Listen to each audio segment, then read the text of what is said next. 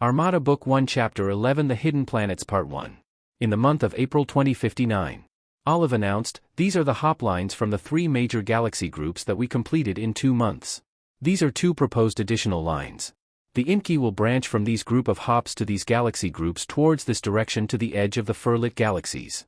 The Inkies will move outwards from their hop lines while humans will branch from the Mac lines towards the edge here. Since we completed all our hop lines this past month, Andrew wants to deploy all the 15 ships along this projected line with 5 other ships going up and down the line. The USS Constitution will be deployed by the Macs at the end of the line towards this Mac planet of Nitatis which lies at the edge of their galaxies. Since we need 35 ships to complete the line, first Vice Marshal Rintana will fill in the 20 slots. I have coordinated with Rintana's ships so we know which ship is where and they know which of ours are where. Andrew added, okay guys, you know where to go. The recently completed code of ethics when dealing with new species must be followed. The most important thing is that what we are doing must not be apparent to the species we encounter. If possible, avoid them for the time being. Otherwise GX1 to GX3 will deal with the first encounter. Andrew, Roden sent word that 5 days from now the Macs will have the inauguration for their end of the TP hops in the capital planet of Atleminus. You know how the Macs are, they want to party for any good reason they can think of. Rintana said. Yes, the council did send us word for this occasion. Gadden said. That's great, it would be just the time we need to deploy all the ships along the proposed line so we have a better reason to celebrate. Andrew said. Rintana explained, actually, the celebration will be along all the existing lines and wherever we deploy up to that time. Roger added, the president and the top-level leaders were all invited. I guess it would be one hell of a party. Ellie said. The GX1 ships started their end of the connecting hops as they deployed the 15 ships in 3 days, and on the 4th day they flew straight to the Mac capital planet. They were instructed to park their ships in one area of space above the planet while Roden's ships was parked in another. On their way to their parking area, they saw a spaceport 3 times as large as the one on Earth. Underneath the spaceport was a transparent disk like the party place, only twice bigger. Once their ships were locked down, the Macs and Inkies left for the planet below. GX1 remained in Andrew's ship since they were instructed to go through the TPN for entrance effect. The people started arriving at Andrew's ship. First there was Vicky, Tammy and Vicky's 2 assistants, Dr. Towns and Dr. Davis. Then Ellie's dad and mom and their staff. Then Danny, his daughter and her friends and his group of builders. Then came Julia and Londi. Harold came in with the top brass and their assistants. Daisy arrived with the Secret Service and they were deployed in the planet below. General Alan Cook and his teams, General Lakova and the space station top brass. They all gathered at the mess hall and are having cocktails and refreshments. Then the other Earth countries started to arrive. First the Germans, then the Japanese, the Canadians, and so on. It was one big reunion for most of them. Vicky, all of the people here are the people who made exploration start for humans on Earth. Andrew said. How's the baby Vicky? Julia asked. A lot of movement already. It's so amazing, I barely remember how it was like with Tammy. So Julia, how about a go for another? Danny asked. Dad, you're so gross. Ari said. Did you mean another baby? That's really gross. On the other hand, you're still young and maybe have up to 5 more kids. Debbie said, and Ari elbowed her. Actually, I'm thinking about it. Julia said. It's not all bad, after all a baby is always a gift and will always be welcome. Vicky said. Especially by the father. Andrew added. Ellie, how would you react to a baby brother or sister? Tim asked. That is so gross, Daddy. It's really not a bad idea. Elaine said. Look, the universe just got bigger with these TPs. Another baby will give it more life. 10 babies will be better. Alan said. That is so true. General Cook is right. I now want to get married and have lots of babies. Tammy said. Would the baby be the last boss? Dr. Towns asked. I don't know, Gabby, really. Andrew smiled and, am I lucky or what? Olive appeared before Andrew and, Andrew, we found an intelligent life form on the 25th hop in the projected line to Nitatis. The planets are 928 MLY from Nitatis. How intelligent, Olive? Very intelligent. They have 3 planets well hidden from outside because of a belt of space rocks on one side and a very large planet on the other side. Several of our ships are sending probes to monitor the 3 planets. They can wait then. Let's deal with them after the celebrations, which I expect will be a few days for the Macs. Andrew said. People kept arriving at Andrew's ship and Olive guided them to the mess hall. After a few hours, Olive announced that they would be departing for the capital planet and that she would beam them down in the order given to her by the Max. Then Olive started beaming them down to the Celebration Square's TP. There were only 3 batches, so all of them were down in less than 5 minutes. Andrew and Vicky and the GX teams were the last to beam down. At the Celebration Square, Andrew found the human group being seated in one group with the TP at the center. The last group was seated at the front of the group of chairs. The Max were seated in another group of chairs and their council members were seated in the front seats. Gadden was together with the council group beside Gilkin. The Inky groups started to arrive in earnest. There were original Inkys, then there were Furlets. Rodin's group arrived last. The Inkys took twice the seat number than the humans had. Rodin and his council members were seated up front. Andrew whispered to Ellie, "Isn't that Maria on the second row of seats behind Rodin?" "That's Maria. Now what is she doing there?" "Strange. But then Maria has always been strange," Ellie thought. Then the TP showed the group of Max from the Appenine with some humans. Dr. Abaddis and Layla were with the group. They were seated in a different group of chairs. Then a group of Inkys arrived and they were seated in the group of Dr. Abaddis. "Those must be the Inkys Gilkin discovered near one of the hops," Ellie whispered to Andrew and her dad. Then the president was beamed down with some politicians. The president was seated beside Danny and Julia while the politicians were seated at the back of the group. Vicky whispered, "Andrew, the Max and Inkys are abnormally quiet. They take these celebrations very seriously." The Mac head of the council started the ceremony with a welcome address and praise to all the people gathered on the worthiness of the project. He explained how amazed he was that a 4BLY sphere suddenly became small. Then he asked Rodin to deliver the first speech. Rodin started, "Thank you. I am happy to be here amongst all of you to celebrate unity. 3 great civilizations are now linked not only on paper but by easy access. It all started with ice cream at Vicky's house. Then I realized my people are already into it. We just have to make a good thing happen easier for all the participants." In the meeting in my office with Andrew's group, we had to create the lines of hops, then everything just flowed out, and when we started implementing it, it's like the pieces to the puzzle simply fell into place. Things just don't fall into place when you talk of great distances and different civilizations in vast galaxies. But they did because the participants just knew what they needed to do and did them fast and well. Not much was said but a lot was done. I am proud to have participated in doing this. He sat down amidst a loud applause. Then the crowd saw Millen take the podium. "Thank you. My name is Millen and I come from a planet near one of the hops in a country called Appenine. My father was a Mac and my mother was human. We lived there believing we are humans and we are, but realized later we are a bit different. That I am a hybrid of 2 great races and am very proud to belong to these 2 races. The hops united us with our lost brethren. The only sad thing is that our planet will be going into war where our country will become victorious, but sadly after a great loss of life. Our king will unite the countries and people will be hopefully happier." Andrew has explained that the rules drawn up by Ambassador Gilkin and his group does not allow them to take sides. That however painful fate must run its course. I guess this is one of the lessons the hops teaches us, but a hard one for us from the planet. Andrew has offered evacuating us, but we belong there and they are our people, so we must stay. But being here also shows how bright our future will be. Thank you again. Then Ambassador Gilkin spoke and he focused on the large span the sphere covered and the life forms within the 4BLY wide sphere contained. He talked of letting life go on and not disturbing the life forms they encounter and explained some key points. One of the most important element he said of first contact must be the sense of equality and respect for life.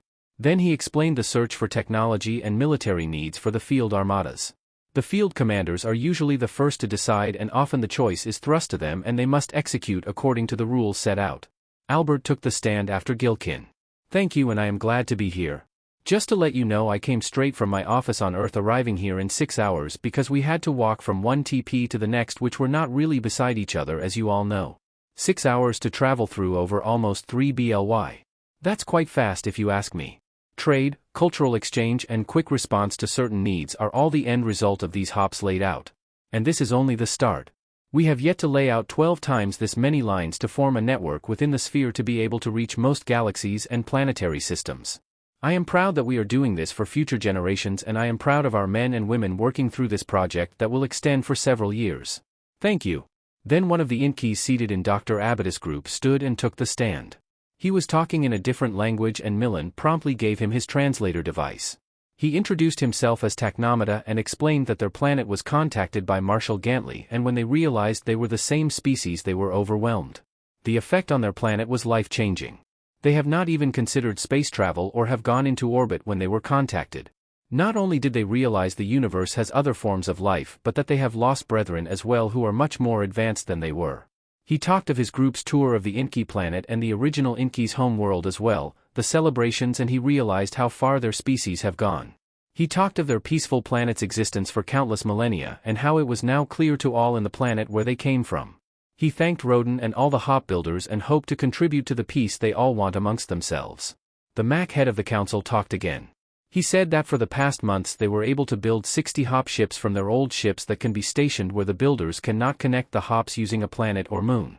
He explained, short of apologizing, that the whole planet is in a state of celebration for the next 7 days and that any of their guests are welcome in any home or part of the planet or any other Mac planet.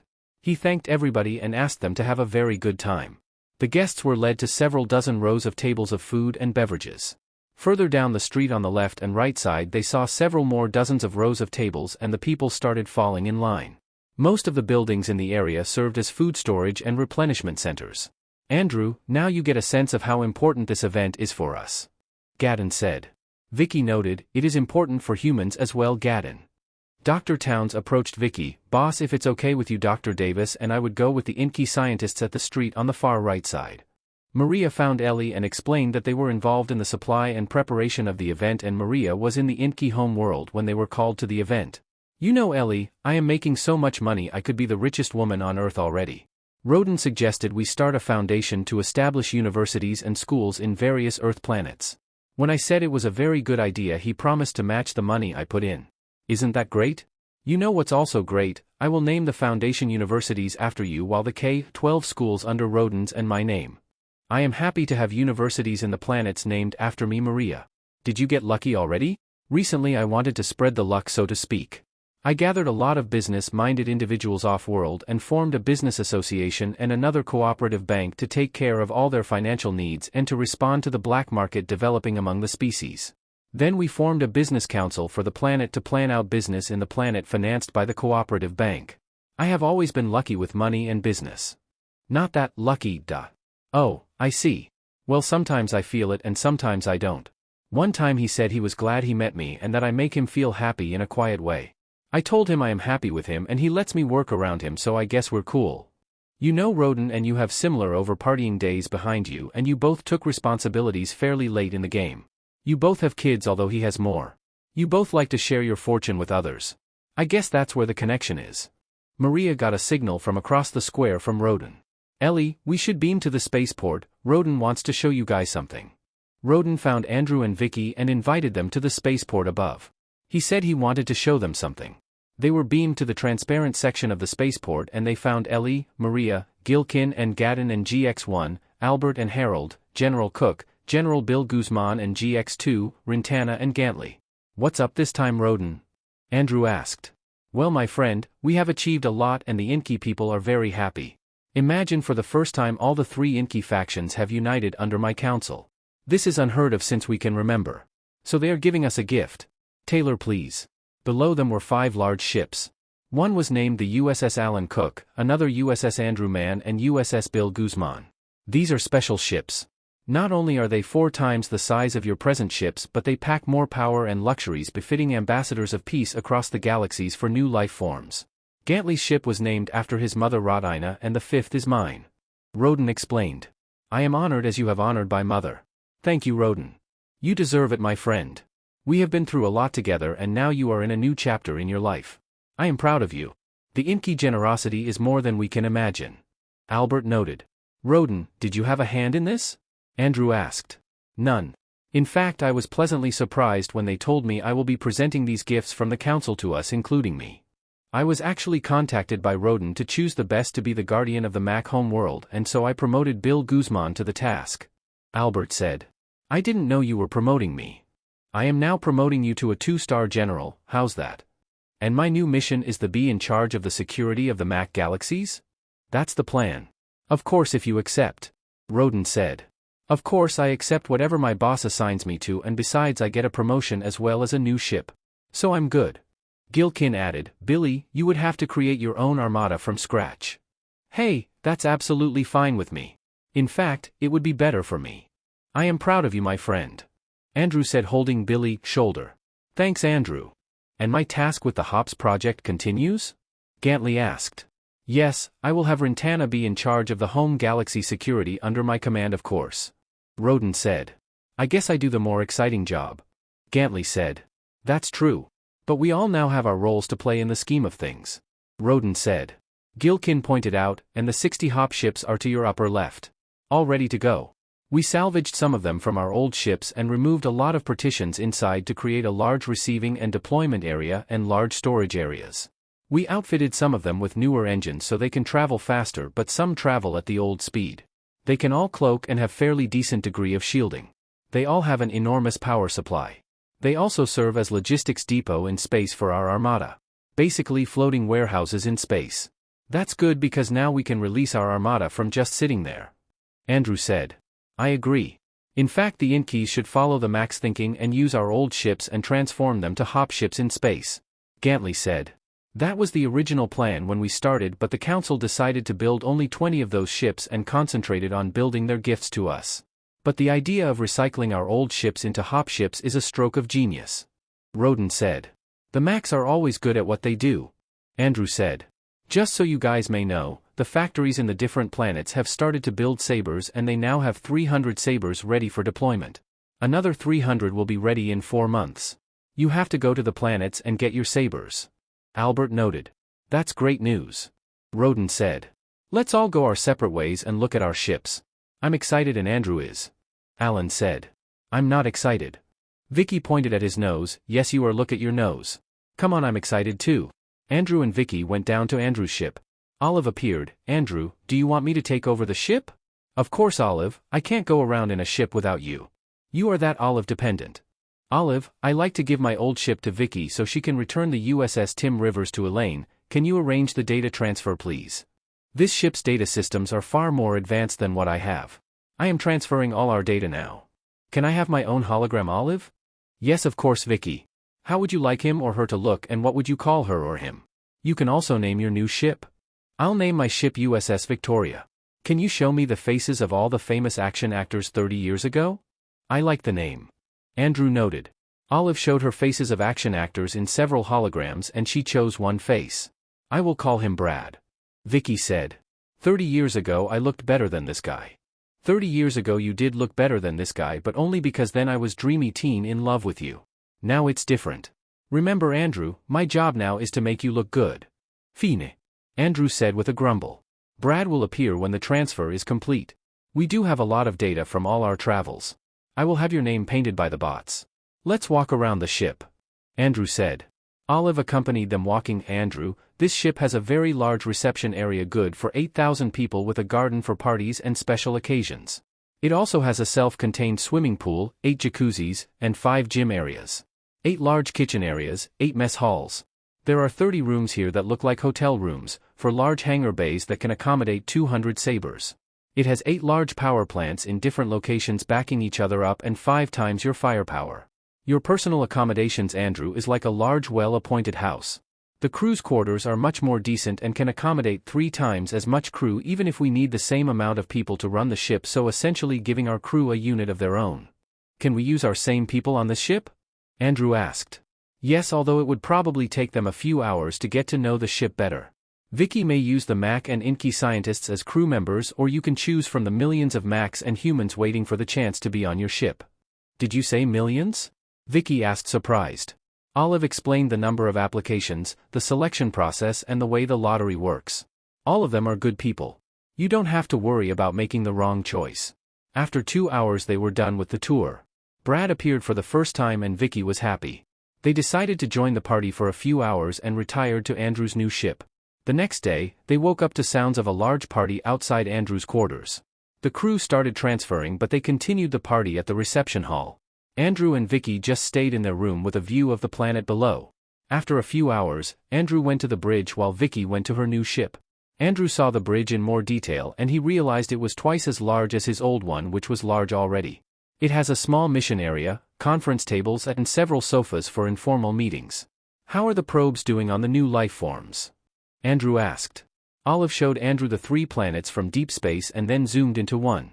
Then Olive zoomed into one of the cities and showed the inhabitants.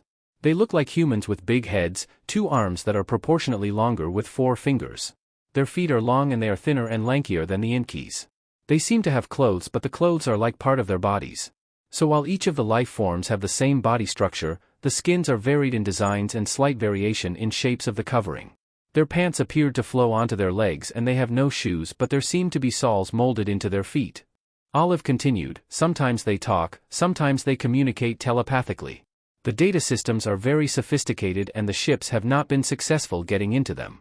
They have a few ships that fly a fifth as fast as our ships, but I see very few weapon structures on the ships and on the planets.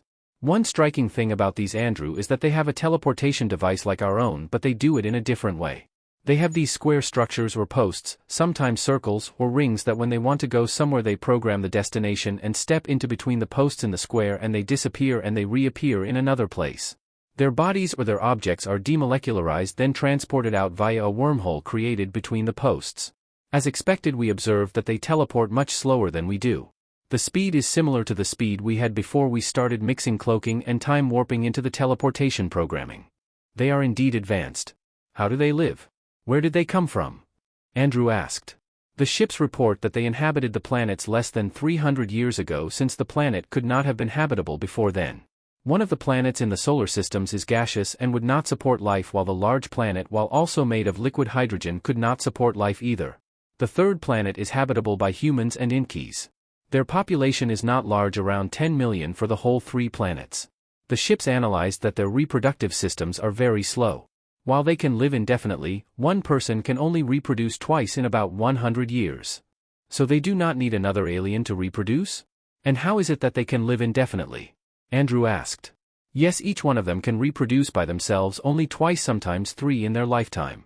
Once they finished with their second birth they begin to age, so what they did was to create clones for themselves, and these clones get their consciousness passed on when the original chooses to do so. Wow, they can pass on their consciousness? Apparently so, and they have a simple machine to do it. It's just like getting into a new car and driving off. It seems their bodies were uniquely adaptive to passing of consciousness. Roger and Ellie appeared before Andrew. So how do you find your new ship, sir? Ellie said. I hate it. It's bigger, better, more luxurious and more powerful. Right. I would hate it also if faced with those qualities. Roger said. I thought you were happy, Andrew. He's just kidding, Olive. I thought you know him by now. So did your ships brief you on these hidden planets? Yes, Tom did, and I'm frankly impressed.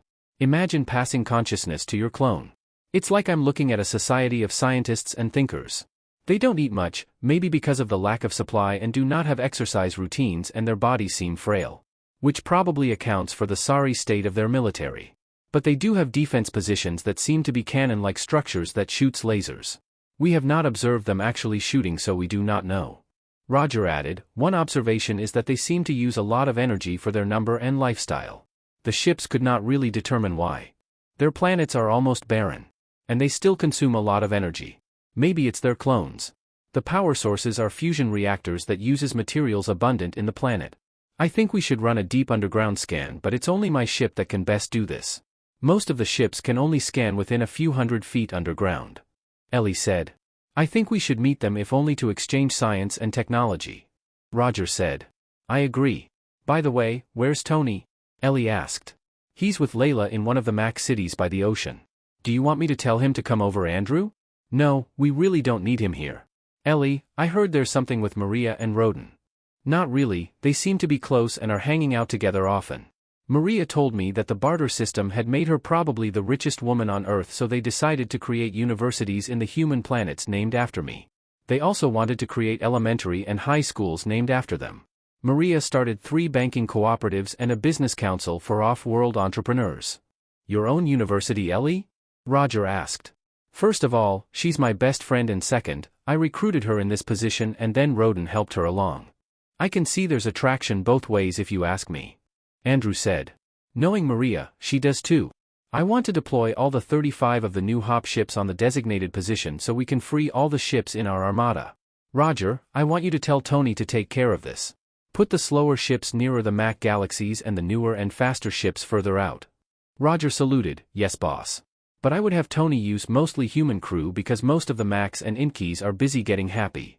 Fine, just so he can begin tomorrow. Tell Eric to report here tomorrow because I want to leave for the hidden planets the next day. Andrew, our new ship will not be ready until 3 days from now. The size just made our needs bigger. Okay, fine, we leave on the 3rd day. Andrew went to see Vicky in her new ship and found her on the bridge in deep thought. Brad was standing beside her. I want to transform this into a real science and research vessel at Planet Los Angeles. I would like to remove some of the guns and munitions. Then I want to redecorate the ship and put more research labs and conference rooms.